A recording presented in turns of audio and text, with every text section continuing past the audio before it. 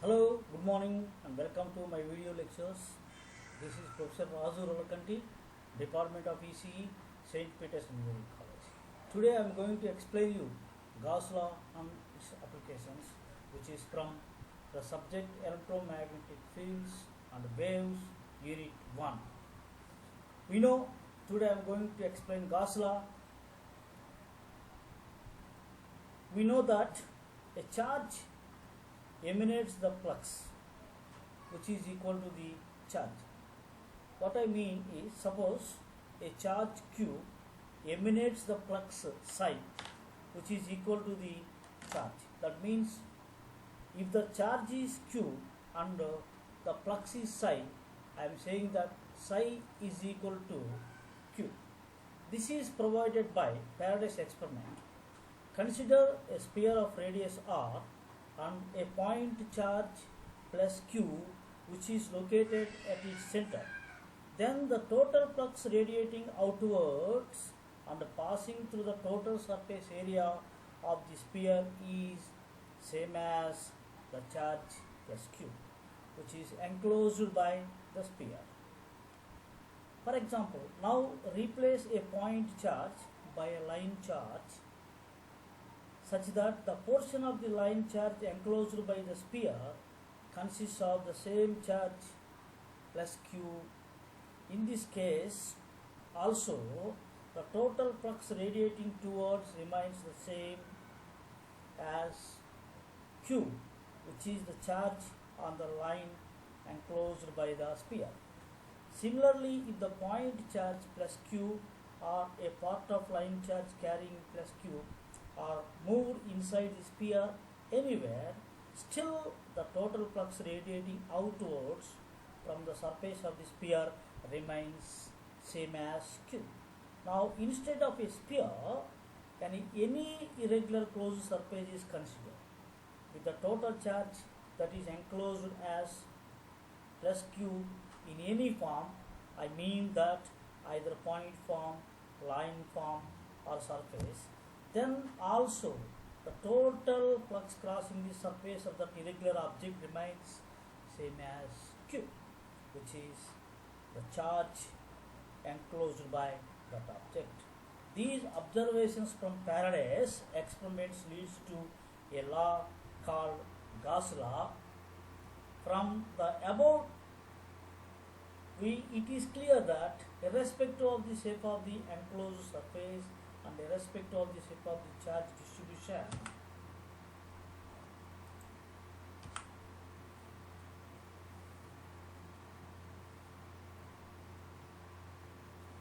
the total flux passing through the closed surface is the total charge enclosed by the surface.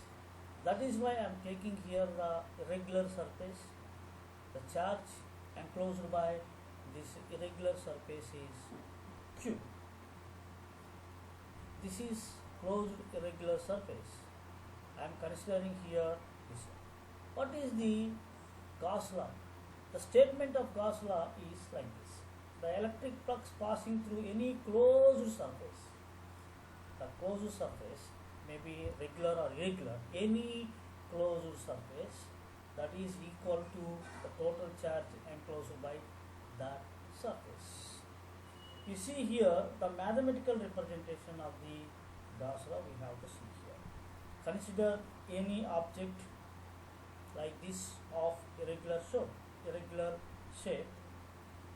The total charge enclosed by the irregular closed shape or surface is Q. The units of Q is coulombs after the scientist's name. It may be in any of the distribution.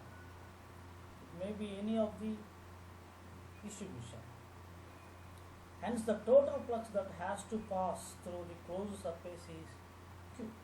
Consider a small differential surface ds that is located at point P. As the surface is irregular, the direction of D as well as its magnitude is going to change from point to point. On the surface. The surface ds under consideration can be represented in a vector form. This is not a vector, ds is not a vector, but if you want to represent any surface ds in the vector form, we have to do like this. In terms of area and the direction normal to the surface at the point is, you see here ds bar, I am representing a area in a vector form. Simply this is ds multiplied by an bar. This is the ds and this is the direction, magnitude. ds is the magnitude and direction, magnitude, direction, therefore it is a vector. You see here at this point, note that the normal to the surface is in two directions. You see here, this is the normal, this is in two directions, in this direction or in this direction, opposite direction to this, but only directed outwards is considered here as required. The normal going into the closed surface at point P is not required.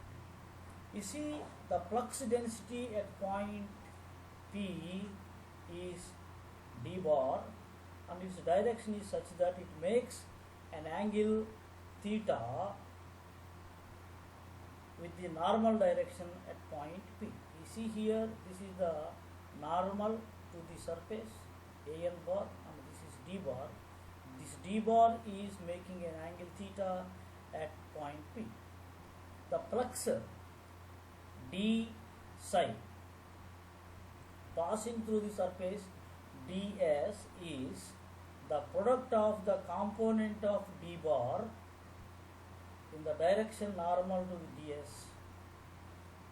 Mathematically this can be represented d psi is equal to dn ds, where dn is the component of d bar.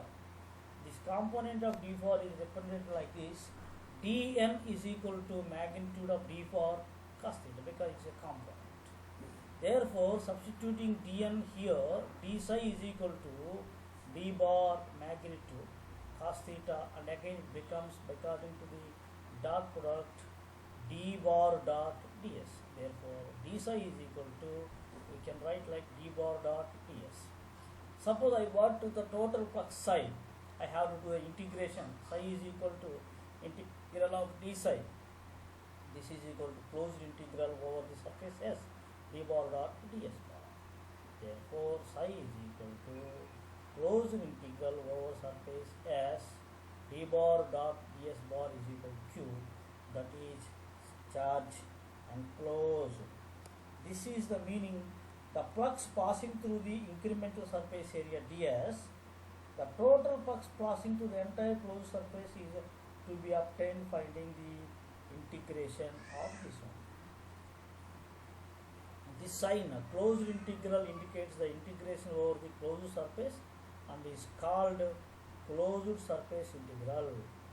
Though the integration sign is single over the surface S, it becomes double integration. Hence, S is generally used along the region of closed surface integral. Such a closed surface over which the integration is carried out is called Gaussian surface. At this point, I want to introduce you what is a Gaussian surface. A closed surface over which the integration is carried out is called Gaussian surface. Irrespective of the shape of the surface and the charge distribution, total flux passing through the surface is the total charge enclosed by the surface. Suppose if it is a charge enclosed, psi is equal to closed integral over the surface d bar dot ds bar is equal to q, charge enclosed. This is the mathematical representation of Gauss law. If there are n number of point charges like q1, q2, qn enclosed by the surface, then the q is equal to total Q1 plus Q2 plus so on plus Qn, that is equal to sigma Qn. That means psi is equal to Q is equal to sigma Qn in case of point charges. Suppose if it is a line charge, psi is equal to Q is equal to line integral rho L dl. We know that Q is equal to rho L dl. The total charge is integral surface over the line integral rho L dl. If it is surface charge, similarly psi is equal to Q is equal to integral over the surface as rho s ds. Similarly volume charge is Q is equal to integral V rho V dV. Therefore we can say that psi is equal to Q is equal to closed integral d bar dot ds. If it is a line integral, this is dl over the L. If it is a surface integral, this is ds. If it is a volume integral, you have to understand rho v dv. If there are more than the one charge distribution Gaussian surface, net charge is the algebraic addition of the all individual charges. If there is a closed surface such that there are no charges enclosed, but there are charges around the surface, then the net flux over the surface is 0. This is because the flux from the charges outside passes to the surface such that the flux entering is equal to the flux leaving the surface. You have to understand. Suppose here the Q is outside the surface, here the flux entering and the flux leaving, therefore the net flux is 0. You see here limitations of Gauss law. It is applicable to symmetrical problems but cannot be applied to non-symmetrical problems. The problem is said to be symmetrical if d bar is normal to the Gaussian surface everywhere. If it is normal, this is a symmetrical. It is applicable to Gaussian surfaces and not applicable on non-Gaussian surfaces. It can be applied only if the surface encloses the volume completely. What is Gaussian surface? At this point I want to introduce you. The surface over which the Gaussian law is applied is called Gaussian surface. Obviously, such a surface is a closed surface and it has to satisfy the following conditions. The first condition is the surface must be closed. The surface may be regular but should be sufficiently large so as to enclose the entire charge.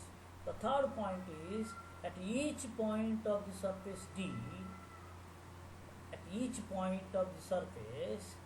D is either normal or tangential to the surface. The electric flux density d bar is constant over the surface at which d is normal. At the last point, what are the applications of Gauss law? We can apply the Gauss law for point charge, infinite line charge, coaxial cable, infinite sheet of charge, spherical shell of charge, uniformly charged distributions. Thank you. This is all about the Gauss law. Thank you.